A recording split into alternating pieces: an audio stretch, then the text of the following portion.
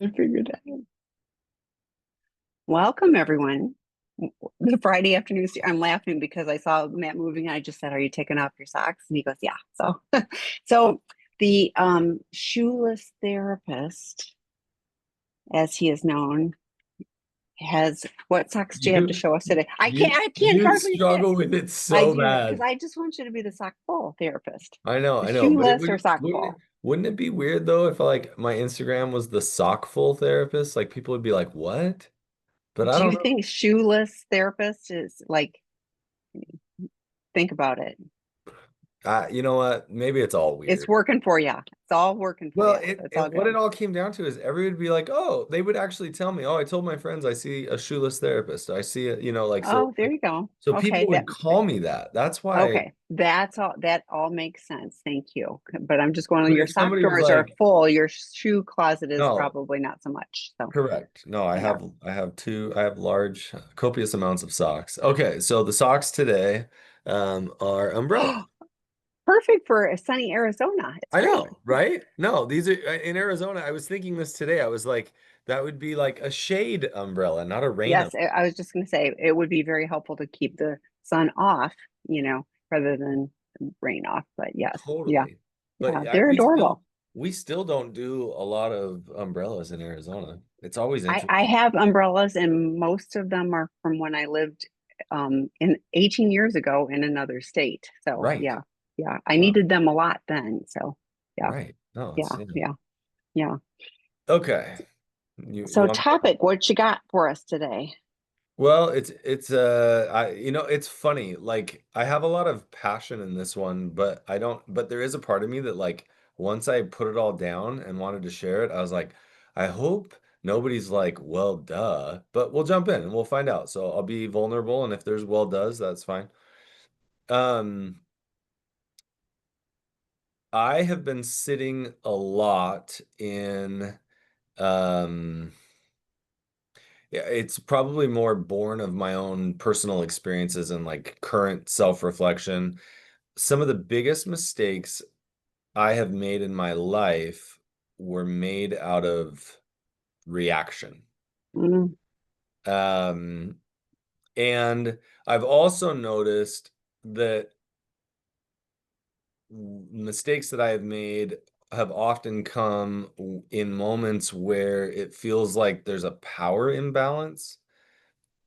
Either someone's coming to me and saying, I need you to react right now. You need to solve this situation.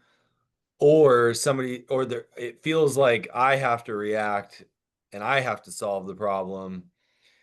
And it's almost like somebody else has created a crisis. And so it's moments of crisis typically, right? Because that's where we feel like we have to react. Um, and whether we've created it, whether somebody else has created it, one of the things I've really been sitting in lately is it's that very simple concept of like, do I think that me reacting out of panic or feeling like I'm in a hurry, like is somehow really going to make the situation better? Um, and and I was actually speaking with somebody who said they had worked as an emergency medical professional in like I think in like an ER or a well, they don't even call it an ER anymore. It's called I can't remember. Anyway, an emergency room or there's another name, I can't remember. But and they said it was fascinating to them after so many years of working in that environment, what really constitutes a crisis mm, and how very little is truly a crisis. And that the most important thing that we can do in a crisis is actually get level-headed and try and figure out how to respond or react. Like, if we're truly in the middle of a crisis, oftentimes the only thing we can do is like run, like, like get out of there so that we aren't sucked into the crisis ourselves. Now, So as I kind of sat in that, I started thinking about like what we can do as we Mm, talk about recovery when it feels like there's a crisis going on. And this isn't easy. Most of us have already experienced a crisis. If you're watching this webinar, your crisis in a way, discovery happened a month ago or whatever it might be. However, we have what feel like mini crises that come up all the time, which is my spouse just disclosed a slip. And maybe that's not a crisis. I just discovered a slip and my spouse didn't disclose it, right? Like whatever it might be, we have crises that occur all the time. Except when we really sit in it, when you step away from it, we can look and go, that was awful. And I never want to go through that again. But was it really a crisis?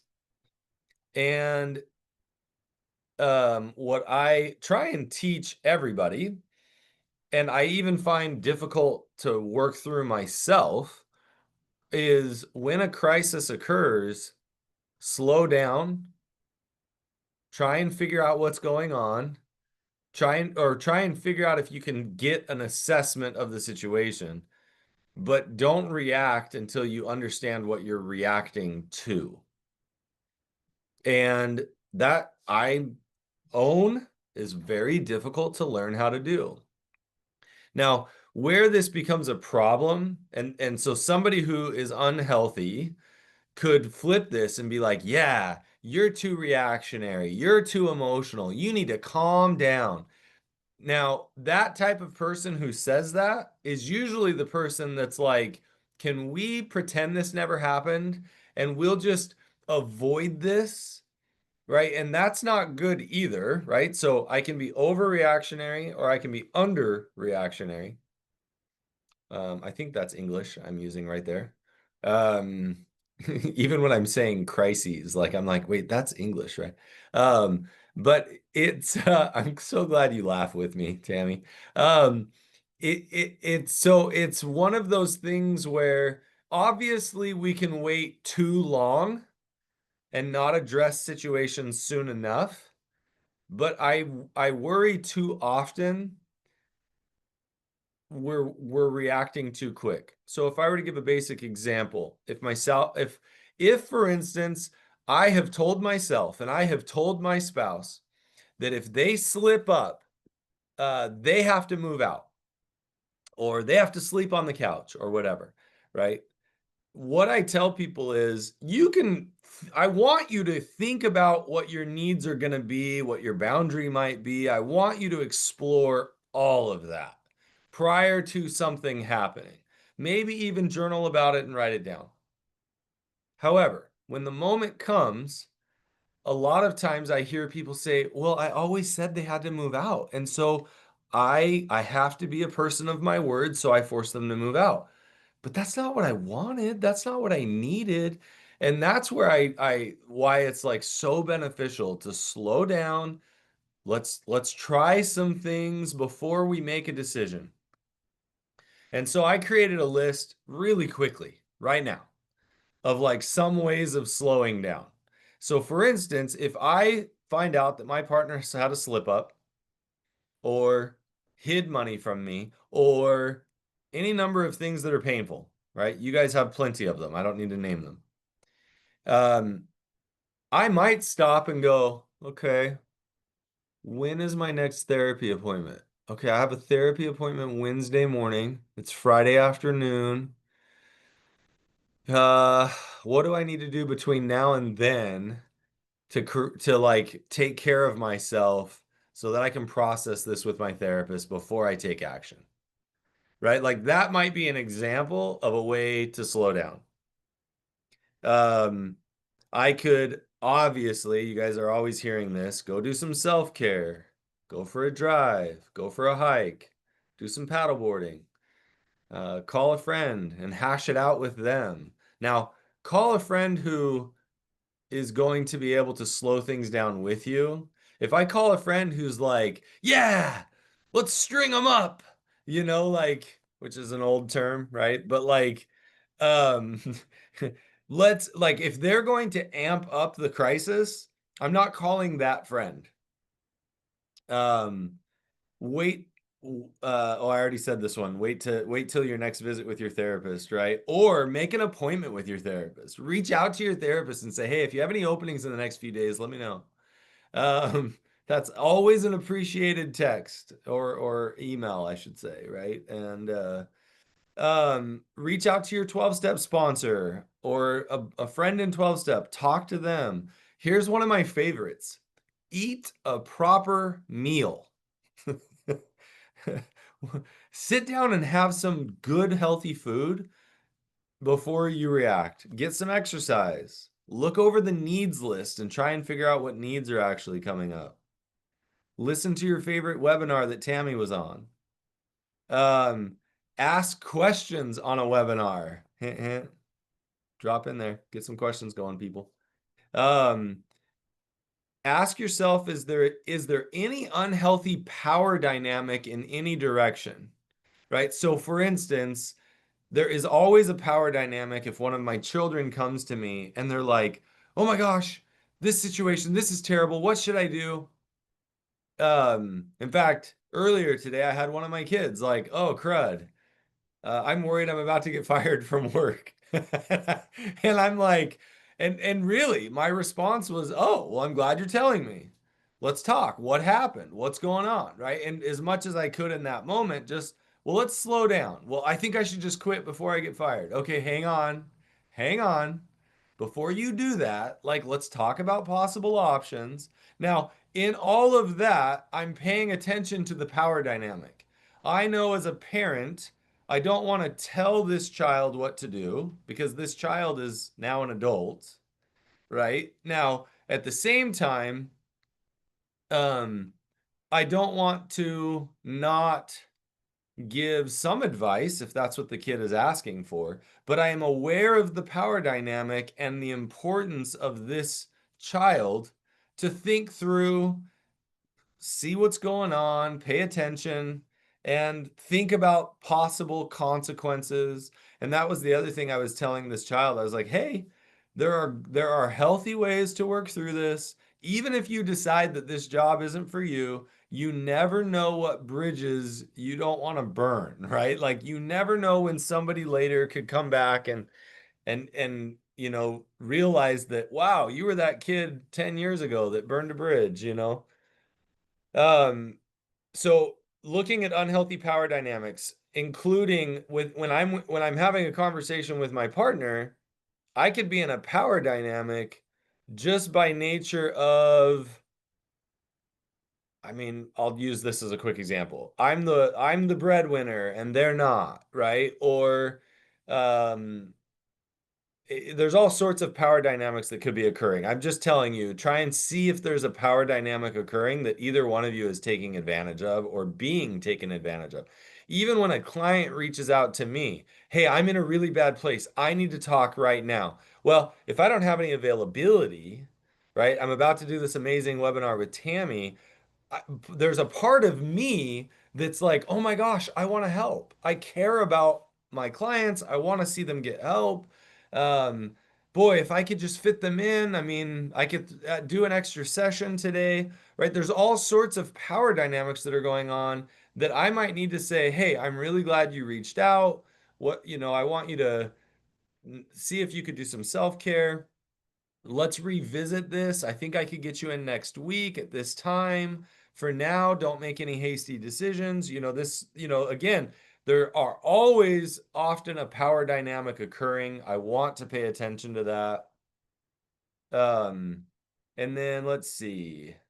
One thing that I find is super helpful, write down the facts. I'm gonna sit down and I'm gonna write down what are the facts of this situation? What are my emotions? What are my judgments that are coming as a result of the facts? And then some of my favorite is do some meditation or yoga or bike riding, because I'm sure bike riding is just as good as meditation and yoga. So, but again, I'm going to reinforce avoidance is not slowing down. Slowing down is um, assessing the situation, potentially making plans. Avoidance is ignoring, and ignoring crisis or problems are never an answer. But taking time to slow down and make a proper assessment is super healthy. And so that would be the topic I came up with for today. Tammy, any Yeah, thoughts? no, it's a great topic, and I wrote some notes. So let me, I love this slowing it down, and and I was thinking, whatever happened, it's happened. So being curious about that, I love that you were talking about, writing, journaling, or doing columns of what are the facts, and analyze, is it really a fact, or is it my fear, or like with your child, with it, I'm going to lose my job, so I'm going to, they're going to fire me. So then it's a projected future Right, fact, but it's not really a fact, So, right. yeah. So, and even with that situation, I was thinking, and I do a lot of and if that happened, then what, and like, let's vision out. Let's talk Right. about what Well, would that look like? yeah, and part of me with my kid, I said, well, then wait, and let yourself get fired. Like, have that experience. Like, I know it's uncomfortable. I know you're embarrassed. Like, right? But like, give yourself the opportunity to get fired. Like, that might actually be a really good thing for you. And my kid's like, are you crazy? And I'm like, no. I mean, my kid didn't say that. They get it. But like, it's this, yeah, when we really have to slow down and sit in the facts, it helps us to figure out um what is it that I'm uncomfortable with? What is the discomfort that I'm experiencing here? The other thing I wanted to throw out that I really liked, oh, when you talk about facts, a lot of us don't understand what facts are. Facts are things that could be recorded with a camera. My spouse raised their voice level, right? My spouse called me a name, right? Like there's now my spouse hates me, right? Well, the funny part is they could have said I hate you, and that may not actually be a fact. It's their unhealthy expression of emotion in that moment. So it's really interesting when people start settling into facts. It's data. Yes. And the fact could be, my spouse just said that I, she hates me. right, Yeah, that would be the fact. But it's not the fact that they necessarily do or don't. So, you right. know, but uh the other thing I was thinking about, oh, when you're talking about the power dynamic, it can, when you're hearing from someone, you should or shouldn't, but you should do this or you should whatever, I think it's helpful to have people sharing, have you considered, have you, have you looked into this, have you, but it's different than, Matt, you should do that, because that feels judgmental, and like they have the answer and they're not living in my shoes, because I do wear shoes. So so the, Why did that take me way too I know, long? I was waiting. It took you a minute, but it's okay. But yeah. But it Matt, put is your one, shoes on. yeah, no, it's all fine. You can be barefoot. But the reality is, like when I'm subbing in on a drop-in group, I'm very careful when people start using, you should, whatever. And, Right. I go back to, we can share our experiences. We can share possible resources if people are open to it. With your kiddo, it might have been that the kid is just looking for some place to bounce off things, to help settle. You may be the grounding person, Oh, because exactly. like, oh my gosh, and I wrote down in big letters fear, because I was thinking a lot of stuff that makes us feel like we need to react in the moment when it really isn't a crisis. Like if I just had discovery about something that happened 3 weeks ago, it happened 3 weeks ago.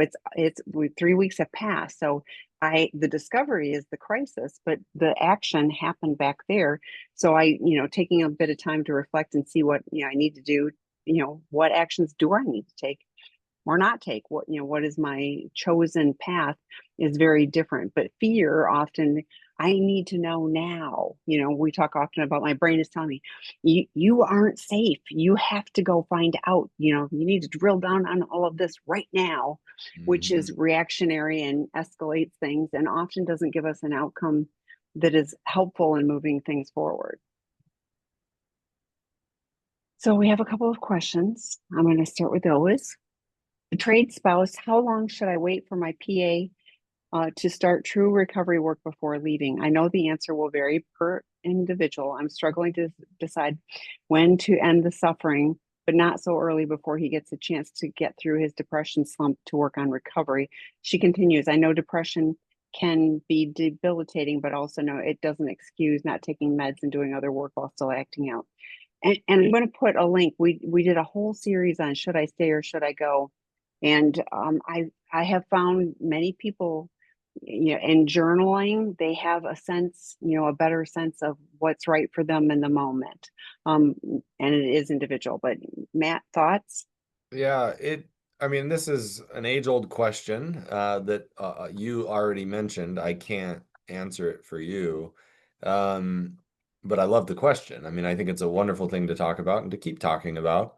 Um, well, and it's interesting. I'm going to start out and let me start by saying uh, you're a saint for sticking in with pain and difficulty and waiting out recovery or even just struggling in marriage for as long as you have or with your partnership as long as you have. Like, good for you for like putting the effort and commitment into the relationship.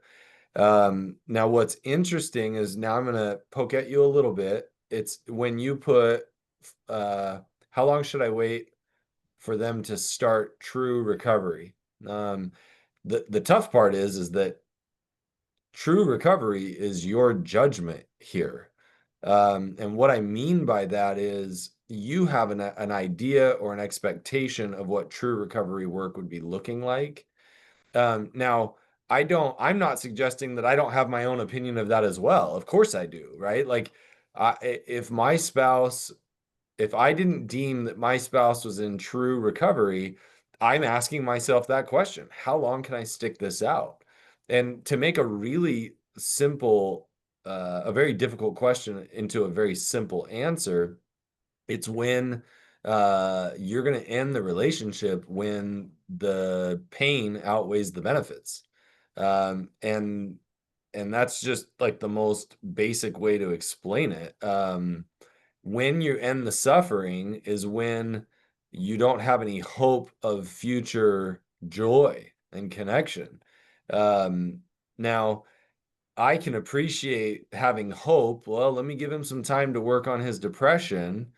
Um, and I'm with you. If somebody has depression, depending on how bad it is, even as a clinician, I'm telling the individual, if you're not going to take your meds, I can't keep working with you because that is part of your clinical treatment as prescribed by your physician. And we're not going to get anywhere as a therapist if you're not following the protocol of your physician, right? Like, so it's this weird space of like, again, you're not wrong. At what point though? So sometimes I've seen people be really frustrated that their spouse isn't in true recovery. And what I've found is their spouse is just a turtle, right? They're a sloth. And they themselves, man, they're a gazelle and they're amazing at recovery. And, I've had people tell me years later, you know what, that was excruciating, but I'm finally married or partnered with a person that I really appreciate being with. But man, they were slow in this process.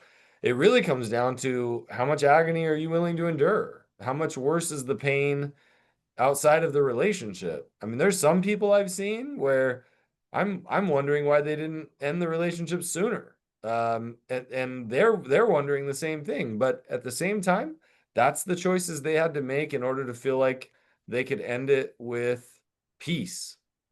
I always encourage people the same concept here. as I was talking about, don't react out of crisis. When somebody's like, I'm getting a divorce, I'm like, well, walk me through it. How did you come to this conclusion? Well, I found out 2 days ago, X, Y, and Z. And I'm like, all right, slow down. Like, if you're making the decision out of crisis, that isn't good. That you actually need to make the decision from a place of peace.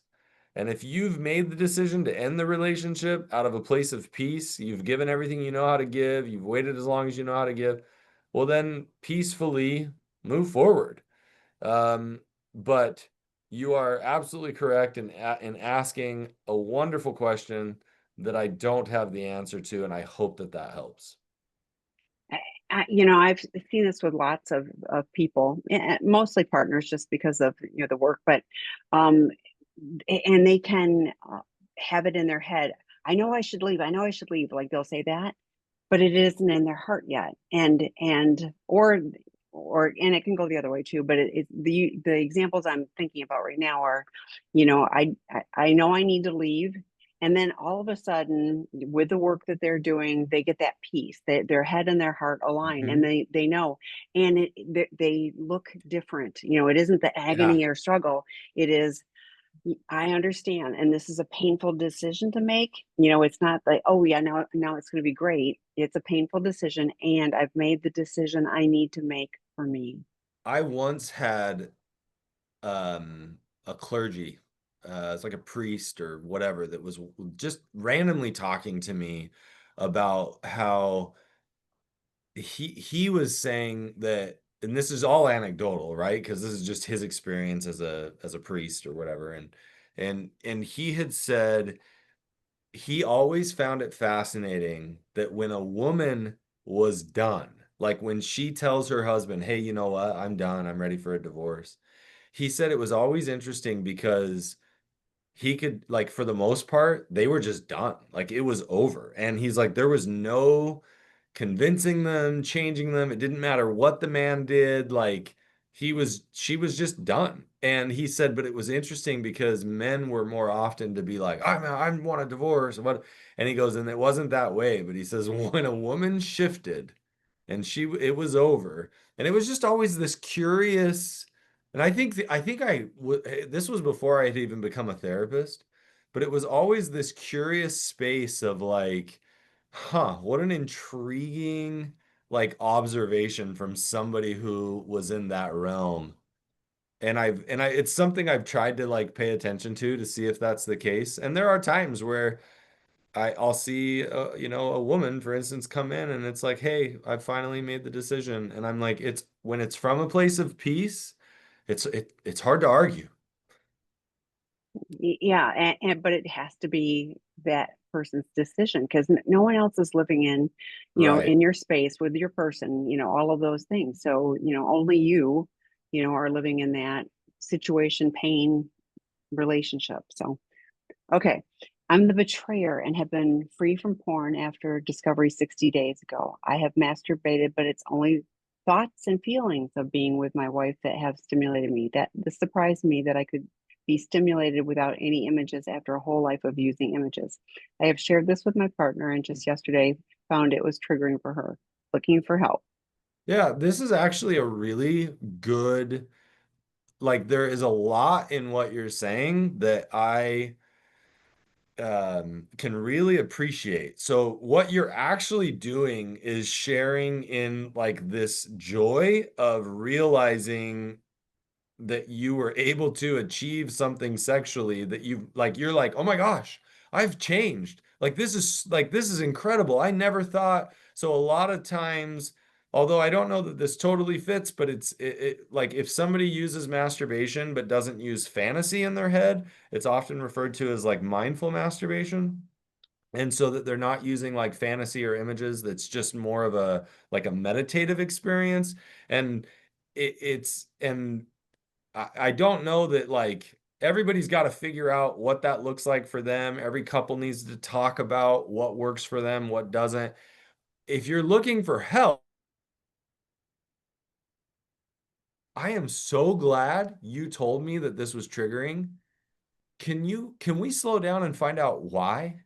right? It might be that she's disturbed that it's thoughts about her. It might be she's disturbed that you're doing it at all. It might be that she doesn't know how to sit in the discomfort that you're talking to her about your sexuality. Like, if that makes any sense. Uh, the thing is, I have no idea, right?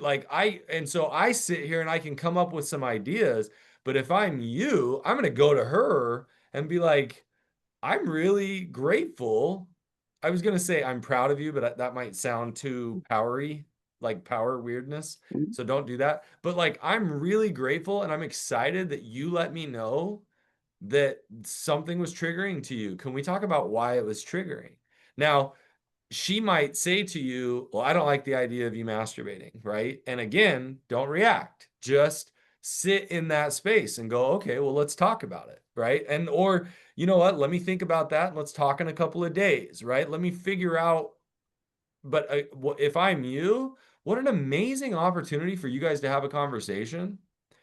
It might be a conversation about your relationship agreements because if you think it's within your relationship agreement that masturbation's okay and she doesn't, well, then we got to talk about that. She's, dare I say, she's not the one that gets to dictate whether or not that's your relationship agreement because a relationship agreement requires both of you to have a conversation and figure out what that's going to look like. But I can't even comment about that really because I don't even know if that's what bothered her. You've got to go in and figure out what it is about the conversation that bothered her. She may just not have liked the fact that you were talking about how you used to look at pictures and images. I have no idea. So spend some time and go open up that conversation and then come back here in 2 weeks and tell me what you followed up with. And maybe we can take it further. Yeah, yeah, and I was thinking it would be, I hope you've talked to your trained therapist and you've been talking to your sponsor about, those behavior, all of those things. So there's, Right, because you clarity.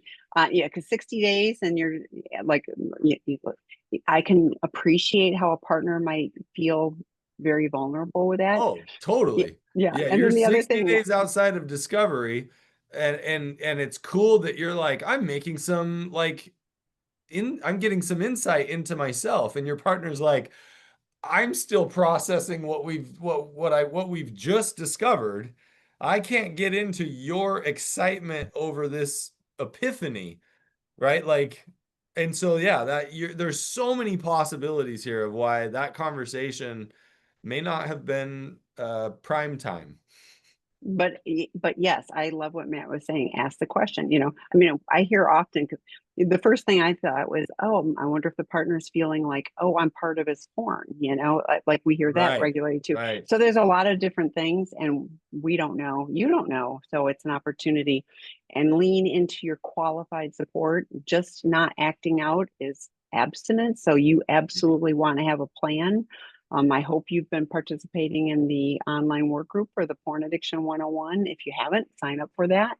Really helpful. Not enough, but another helpful resource for that as well. So, okay, the next one. I'm the betrayed, but my behavior and words, I am pushing my partner away. Whenever a problem arises, I blame I blame I assume my betrayer for making my life difficult. I think it's valid but unfair to him. I make him feel bad about himself while he is trying to be better. I don't want to do it, but it happens. What does this mean? Well, I it's actually it's a very common response. What it means is that when conflict or pain arises, if you're I'm interested because you say you're by pushing your partner away, but it sounds like you're not trying to withdraw and disconnect. You're pushing your partner away because you're trying to actually connect and process through your pain, and then your partner doesn't know how to sit in your pain. And it doesn't sound like the way you're trying to connect and process through your pain, I think you're owning that it's unhealthy, right? Like blaming them. Um, what, oh, well, I mean, let's see, making him For feel making bad my about, life yeah, difficult, making him feel bad about himself, right? So like, let's say what you learned throughout your life, specifically in childhood, is that when you're in pain, you need to make the other person feel in pain. You need to make the other person feel bad about themselves. That's not an uncommon behavior because you would think if I don't want to feel bad and that person made me feel bad, let me make them feel bad so that they don't make me feel bad again in the future. I mean, that's kind of a logical thing, right? That's the equivalent of like my dog peed and so I smacked my dog and put him outside, right? Like, oh, let me teach you that this behavior is bad. Now, the question is, I mean, smacking a dog and putting him outside usually isn't, that's not, I'm not an expert dog trainer, but that's not going to work. It's not going to teach the dog how to be better. Just like our behaviors that we've always learned our whole life, we've got to learn how to do it better ourselves. Um, and so what it means is you're in pain. What it means is you probably need to learn to express your pain in ways that aren't intentionally trying to make your partner feel bad. Now, I've worked with plenty of hurt partners who work so expertly to say everything just right so that my partner doesn't feel shame. You can't live that way. That's miserable. So don't get caught in a trap that you have to learn to respond perfect so that your partner doesn't feel pain. That's impossible. But you can learn, hey, help me understand what things that I'm saying that are shameful, and I'll see if I can work on not being shameful. The way you worded your comment here makes it sound like you are intentionally shaming. I don't know if that's true, but if that's true, then you need to change that behavior. You can't use shame to motivate him because it won't work. It'll actually make the problem worse. So you can't use shame to correct behavior. He's been using shame his whole life to try and correct his behavior, and we know how that's worked out. It only makes the behavior worse. So that would be a brief explanation of like what pattern and dynamic it sounds like are going on. And that's what I would think it means, and I hope that helps. So I want to ask a little different way on this. So say she's not saying it in a shameful way. She's just going, your behaviors have made my life so difficult. And he's going, you're making Yeah. me feel bad about myself and you're shaming me. Right. And so let's say she's uh and I would tell you, and I don't know if it's true, but I would say most betrayed partners aren't doing anything to intentionally shame or hurt the other person, right? And I've seen a lot of partners who are struggling with the compulsivity who, well, you're shaming me. Well, that's that is a technique used by him to avoid having a difficult conversation. He needs to learn we can have difficult conversations, and I need to learn to manage my shame and not use my shame as a weapon to shut down conversation. And so absolutely he doesn't have an excuse um to avoid conversation just because his shame is coming up. He needs to call it out and go, you know what? Can we pause? I'm feeling shame and I don't want to leave the room because you'll feel abandoned. And so he has to learn to develop emotional tolerance and work through his shame. And that's going to take time. But I will say that I've worked with plenty of people where I'm like, where I've said, you don't have to stay in the room and develop tolerance to abusive language or to shameful, verbal shame comments, right? Like, you don't need to sit in that or even physical abuse. You need to leave. You need to, take action that's different. But yes, if he's struggling with shame and especially if there's no intentional shame, then he needs to work on his tolerance and learning how to hold space for her hurt. You can't just stop having connection or working through problems just because you're in shame. And I was thinking, nobody can make me feel anything. Ultimately, it is a choice. there are things that happen that could really ping in on my wounds. I have attachment wounds, and I know that. And if people know that, they can absolutely do things that will, you know, provide me with an opportunity to work on things. But, I can't make anybody do anything, and I can't make anybody feel anything. I can, if I am being unkind and mean, I'm sure, scathing comments can be hurtful. But if we're trying to have a conversation and I go, Matt, I need to talk to you about this, and you're shaming me, you're blaming me, that Well, then, absolutely doesn't keep, and I have the opportunity to go, wait, my stuff is coming up. I have an opportunity to go, I'm an adult here, and show up in a different way. oh, totally. Okay, so the next one, I'm asking my partner to join 12 step and he's not taking action 2 months since D-Day. I feel like I've been patient and reminders have been no real action.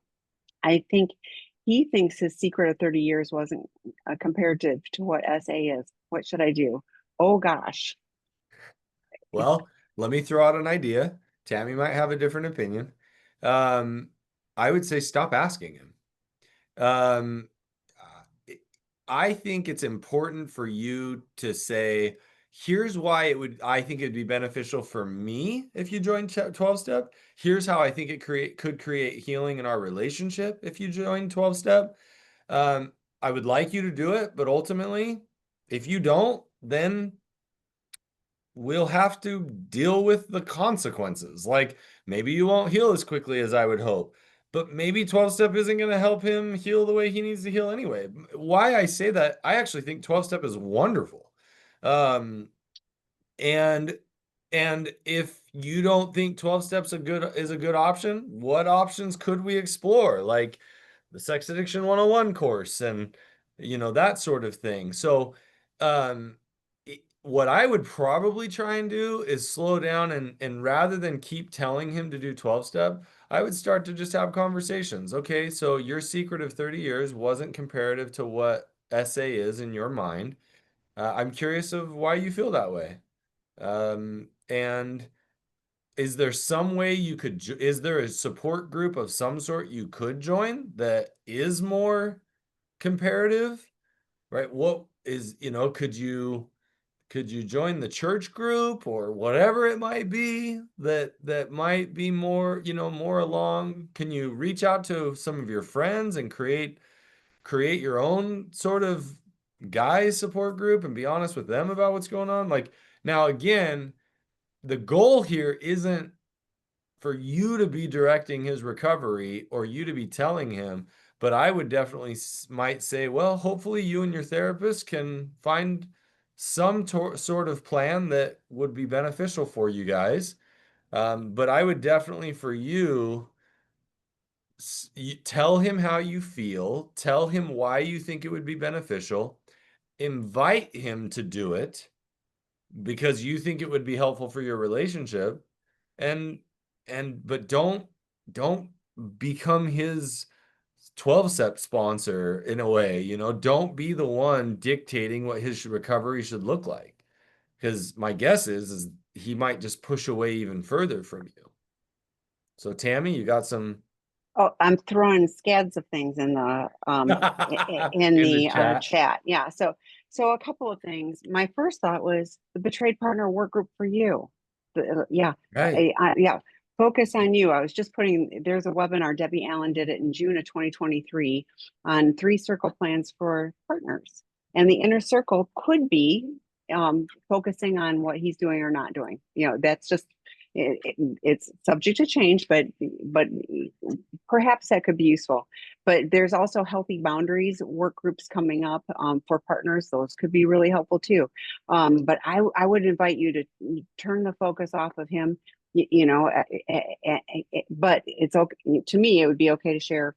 Your lack of what I'm watching is your action. Your lack of action is not building trust with me. After 30 years, I'm really hopeful of seeing you take actions that will help us be able to move closer together.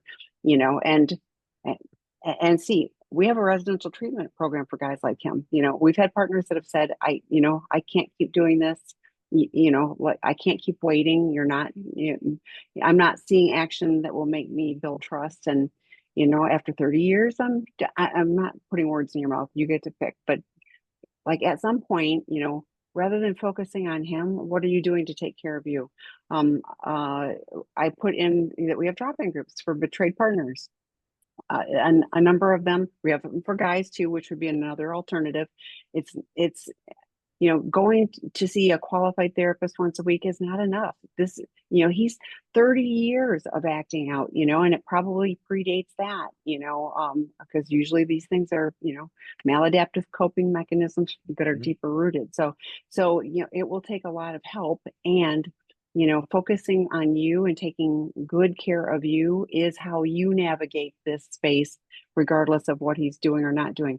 Often addict partners start going, wait, something shifted, and oh, wait, she's overdoing those things, and I'm miserable. And so that, it can be motivating for them or not, I mean, at the end of the day, I go back to you have no control over him, and it will be maddening for you and resentment building for him.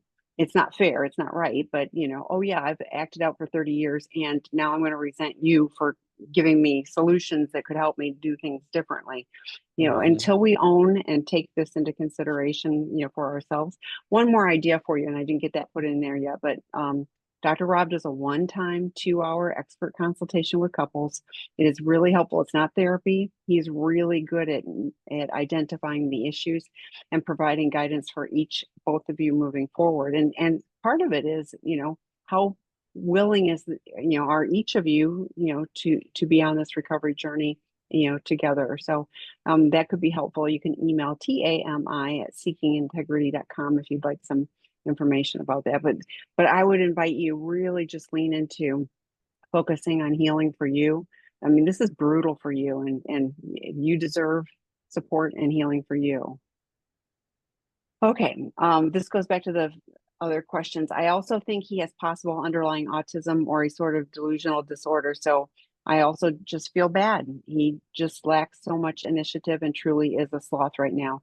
We have, and I mentioned this in a webinar the other day too, but uh, Candace Christensen is coming back in August, middle of August, to do another webinar on sex addiction and neurodiversity. So it's combined, and you can't Yeah. ignore the sex addiction. So that's another Yeah. option.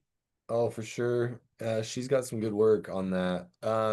As far as here's what's interesting, you feel bad, and you should I mean, in the sense, like that would be a normal response.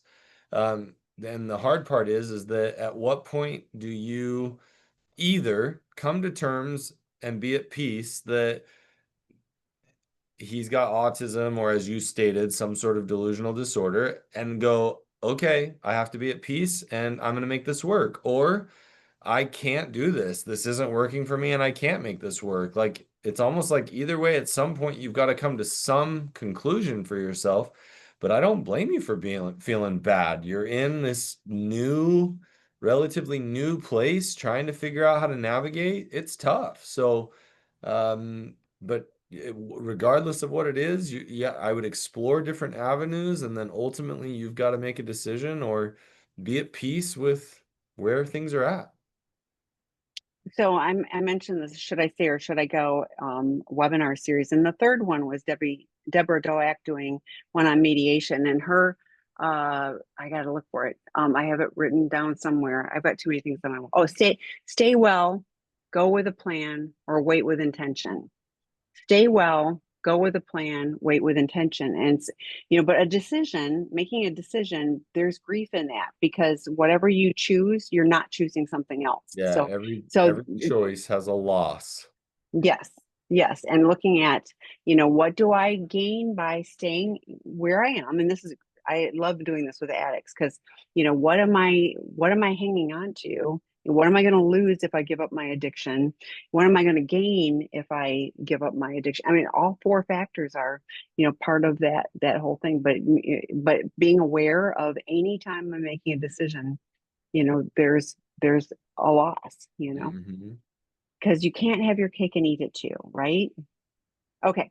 I wonder, I have been completely alone for 3 years after being done with all the BS from my relation. I started to read, educate myself, nurture myself, and heal my pain from the past. I enjoyed myself. Now my partner is in my life and I miss my alone time. Is this normal? Um, what I'm trying to understand here is, is it the same partner you had after being alone for 3 years? Um, but ultimately, I think it sounds like you're describing something that seems very normal, which is there are going to be benefits. As strange as that sounds, there's going to be benefits to being single. There's going to be benefits to be partnered, right? Like, and I think that when we partner with somebody, there are certain sacrifices, but also sometimes I might push you well, then what do you need to do to make sure you get your alone time, right? Like if you're not doing the work you need to do to get your alone time, then hey, get back in there. Like create a system or a routine so that you get the alone time you need, and you're going to be a better partner if you do that. So, I actually totally think it's normal. What I'm going to challenge you on is that it sounds to me like once you got back with your partner or with a new partner, whatever that looked like, you didn't make like figure out what sort of balance you need in order to stay healthier as a person. And so, and that's normal. I think we would all do that. Like, we take on a new job and we get a little out of balance. I think finding balance is like an infinity loop of getting unbalanced and rebalancing and getting unbalanced and rebalancing. So what you're experiencing is so completely normal that I'm encouraging you to just see it, recognize it, and get back into that swing of finding balance for yourself. Yeah, that sounds like really good self-care to have that alone time and the things that you were doing to take care of yourself that you enjoyed. Yes, if all the focus is now on the relationship, that might even feel smothering, on some level. So I would love for you to and prioritize it, like put it on the calendar, talk about it in the relationship. I'm going to do this. Yeah, I would invite you to make some plans for yourself, whatever, but have Mm-hmm. a discussion about it so everybody's clear and it's not abandoning the relationship. It's like, this is called self-care. Mm-hmm. Okay. I am a betrayed partner and I have shamed my husband and I have wanted him to hurt because he hurt me. It was not intentional, but I have realized that over time and that dynamic was my childhood coming from my parents to me. Yeah. And I mean, honestly, I just think that is such a normal experience, but normal doesn't mean that it's okay. And if you think about this in the concept of, let's say it's a pretty normal experience for someone to have an unhealthy relationship with pornography, for instance, right? Well, that's such a normal experience. Well, that doesn't mean it's okay. So, just in the same way, what you want to do here is be accountable. Acknowledge how you've hurt him in an attempt to hurt him back because he hurt you, right? Your relationship for both of you is going to improve the more you both can be accountable and hold space that you've injured each other, right? This is why it's so important to have an equal, balanced relationship. You are the betrayed partner, but you have, because you are a human and you're normal, you've hurt him and had all sorts of things happen throughout the relationship that you have the opportunity to help him heal with as well. Just like I hope he's learning how to be accountable and help you heal from all of the injuries he caused you. Most of the time, a partner who has done the betraying will say, well, it wasn't intentional. I didn't mean to hurt them when I used pornography or substances or whatever it might be. But it's like, right, yeah, most of the time we're not trying to hurt somebody. Whether we're trying to or not, intention is not typically the part that matters most. It's actually being accountable for our behavior, being able to sit in a space where I can recognize how my hurt you, and I can listen to you and hold that space without getting defensive, without being shame filled. That's how I help you heal. That's how you help me heal. And so I look at this and I'm like, how cool is it that you are able to acknowledge it, that you can see the impact you've had on him? Well, maybe you can help him heal and he can help you heal if he's able to do the same for you. So I love that you're acknowledging it and, keep working on it. Well, and like Matt was talking about earlier, slow everything down, there it might be worth, I'm going to go journal about this before I say those words. I'm going to go call a friend, a trusted friend, before I'm going to do something. I'm going to get grounded, and then I'm going to think about it. Is what I'm going to say, going to be helpful? Is it going to achieve my goal? And if my goal is to shame my husband, then, probably. But if my goal is to do the repair on the relationship and to be the person I aspire to be, rather than having those toxic messages that we learned at a young age, then maybe there's a different way to get my I'm hurting right now, and I want to hurt you. I want to say things that would be really hurtful to you, and I don't, like that would be different. I did put in the chat, which I've blown up today. Oh, you blew up the chat today. I did, but I just got this posted. I don't have it fully posted, so Dr. Eddie has the Going Deeper Inner Child work for partners, and if you haven't read the book, it's really amazing. He's going to do a special edition webinar, 90 minutes on September 22nd, and you do need to register for this one. There's a small fee, but this is different than what we normally do. So check that out. But his ability to look at those old wounds, and help adult them, is pretty amazing, and that could be a place to start. Troy Love is also working on having a betrayed partner attachment wound, and I don't have the information on that specifically yet, but I'm working on getting that. And I, we have work groups for guys that are on both the attachment wounds and inner child, and those are so complementary. I tell guys, do both. You will see your attachment wound and where it relates back to the inner child. You will see your inner child and go, and there's the attachment wound. And both Dr. Eddie and Troy refer to each other's groups because, I think the synergy between the two is really helpful. So if you have solid foundation of recovery, don't go, oh yeah, I'm going to work on all that stuff. No, you have to stop acting out first, and then all the work groups are in order. Start with sex addiction 101 or porn addiction 101, get that solid foundation, and then, work on the relationship with out of the doghouse, and then work on, the deeper stuff with yourself. And separately, we've got separate ones for betrayed partners. There's psychoeducation, but most of the time therapists are referring people to them, not 100%. Many people find them too on their own, but many therapists recommend them because what you're gleaning from that, you take to your therapist, and you can you can get deeper, you can make more traction, you can have a better foundation.